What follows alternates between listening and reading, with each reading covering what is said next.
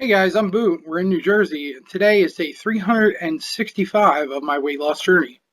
So a year ago, I did a vlog for day one of my weight loss journey, and it was on Thanksgiving Day, talking about the pre-surgery diet, of which I think it was the second day. And if you recall, I was huge. If not, here's a picture I captured from the first day vlog. Now, at this time, I was down to 479 pounds, and before that, I was at 553. And it took me over 6 months to lose that 74 pounds.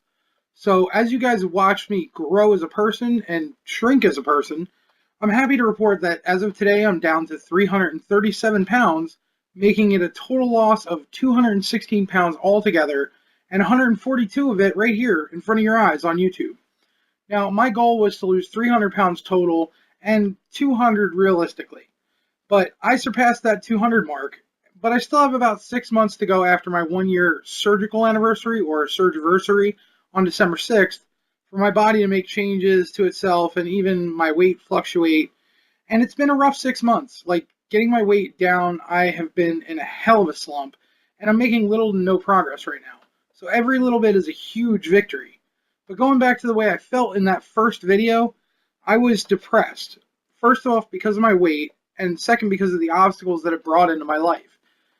Daily pain when I would walk or sit or stand, and being short of breath even sitting still, missing out on even the most mundane tasks or even social outings because I felt uncomfortable in my own skin. And then I found out I could have the surgery, and I felt that was the end all, fix all for everything that was wrong. But I was really just so wrong about it. While surgery can fix what's going on with your body, it can change what's going on up here in your head.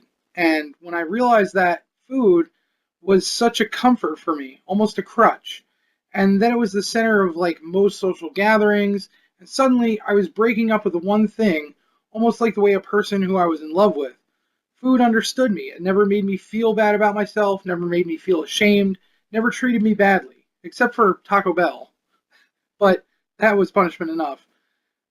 Seriously, though, I was breaking up with food and everything that it meant to me, and I felt like I was losing a great love of my life, and it made me feel depressed and anxious.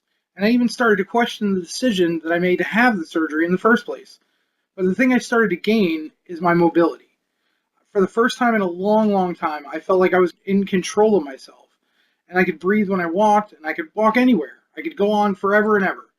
But if I stopped, I was afraid I would go back to being really fat again. So I kept going, and only looking back to motivate me to go even further. And I only felt slightly anxious in social situations, as to where before it would be just nerve wracking.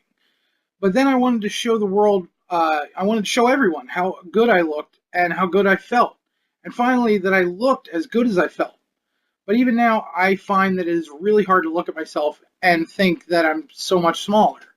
I recently had the opportunity to go clothes shopping in a store and not have to go online and order circus tents sewn together to fit my fat ass. I could fit into pants that had actual number sizes and not just X's as far as the eye could see. And for the first time in over 15 years, I actually got my ass in a pair of jeans.